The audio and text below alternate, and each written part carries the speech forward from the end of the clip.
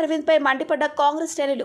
Nizamabad parliament సభ్యుడు అరవింద్ బోధన్ శాసన సభ్యులు సుదర్శన్ రెడ్డిపై చేసిన వ్యాఖ్యల పట్ల కాంగ్రెస్ నేతలు తీవ్ర ఆగ్రహం వ్యక్తం చేశారు.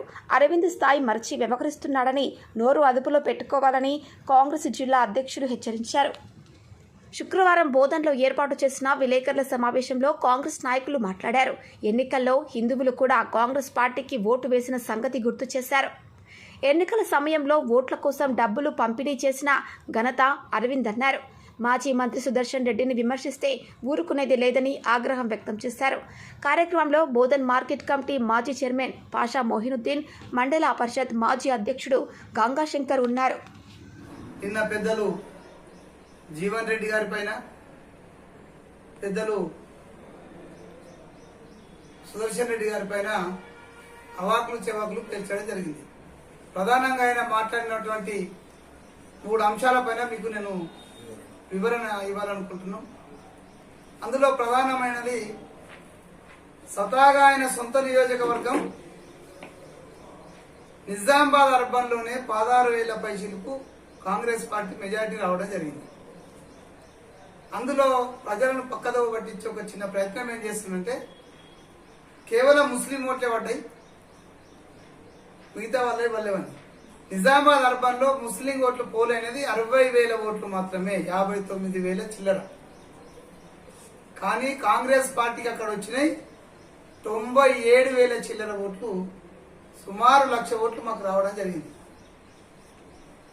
అంటే ఈ దద్దమ్మకు బహుశా ఇవి అర్థం కాకపోయినా మాట్లాడుతున్నాడేమో. కాంగ్రెస్ పార్టీకి టోటల్ పార్లమెంట్ లో ముస్లిం ఓట్లు సుమారు 1,50,000 వరకు మాత్రమే పోలేని. మరి ఇంకా 3,38,000 ఓట్లు హిందువులే కాదని నేను ఈ సందర్భంగా నేరుగా అరవింద్ను ప్రశ్నిస్తున్నా. రెండవది, ఇది రెండవసారి ఆయన మాట్లాడు, కాంగ్రెస్ పార్టీ వాళ్ళు డబ్బులు వంచిండ్రు అని మాట్లాడుతున్నారు.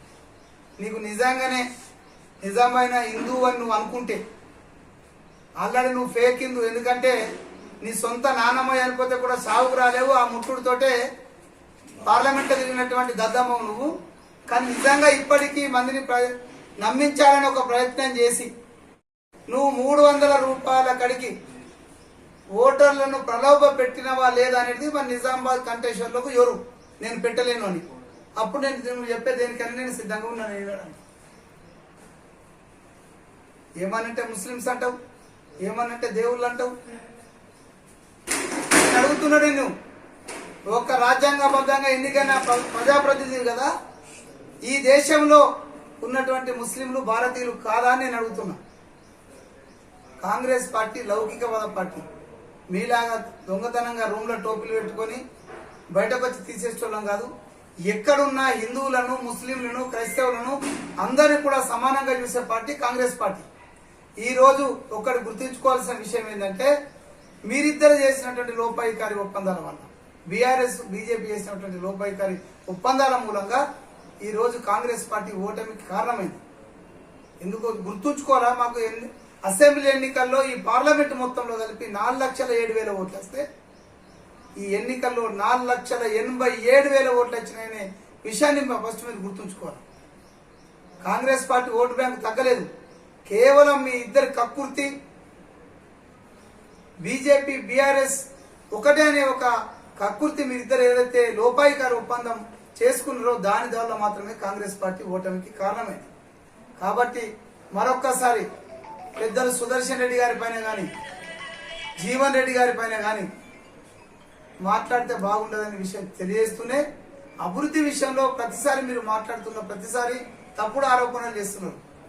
ఈ జిల్లాలో పెద్దలు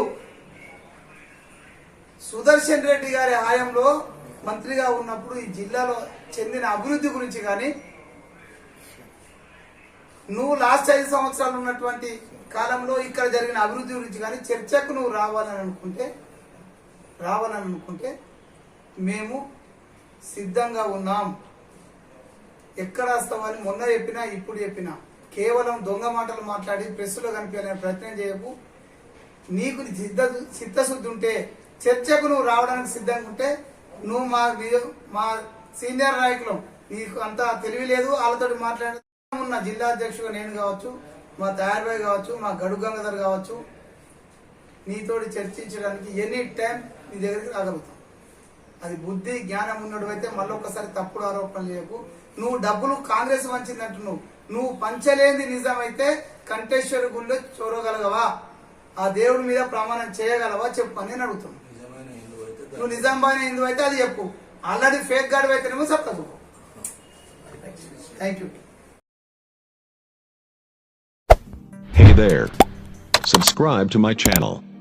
And also press this bell icon.